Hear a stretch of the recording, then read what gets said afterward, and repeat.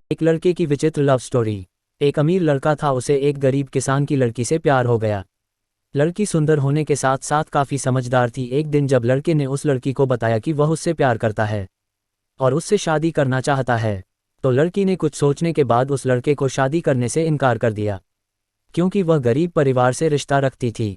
लेकिन कुछ समय बाद जब ये बात उस लड़के को पता चली तो उसने लड़की के माता पिता से बात की और उस लड़की को समझाया। काफ़ी समझाने के बाद वह लड़की मान गई और दोनों की शादी हो गई। शादी के बाद लड़का उसे बहुत प्यार करता था। दोनों का दाम्पत्य जीवन काफ़ी अच्छा चल रहा था, लेकिन कुछ महीनों बाद लड़की को चर्मरोग स्किन डिजीजेस हो गया, जिसके कारण उसकी खूबसूरती ढलने लगी। अब लड़की को यह डर भी सताने लगा कि उसकी खूबसूरती ढलने के कारण कहीं उसका पति उसे छोड़ न दे। लड़की उस चर्म रोग को ठीक करने का हर संभव प्रयास कर रही थी। समय बीत रहा था और लड़की की खूबसूरती धीरे धीरे ढल रही थी। एक दिन वह लड़का एक काम से दूसरे शहर गया। लड़का जब वहां से वापस आ रहा था तो उसका रास्ते में एक कार के साथ एक्सीडेंट हो गया। उस दुर्घटना के दौरान लड़के की आंखें की रोशनी चली गई। इस दुर्घटना के कुछ समय के बाद उनका जीवन फिर से सामान्य और सुखी बीतने लगा।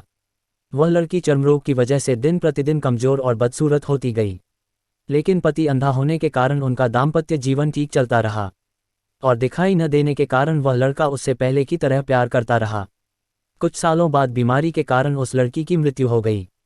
पत्नी की मृत्यु होने के बाद वह लड़का अंदर से दुखी हो गया और वह शहर छोड़कर जाने वाला था।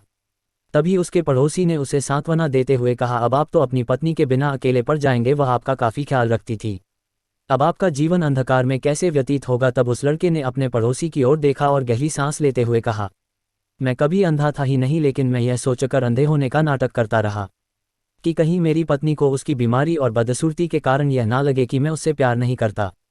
इसीलिए मैं इतने सालों तक बिना कुछ कहे हुए अपनी पत्नी की खुशी के लिए अंधा बना रहा। यह बात सुनकर पड़ोसी की आंखों से आंसू छलक आए और वह लड़का वहां से उठकर चला गया।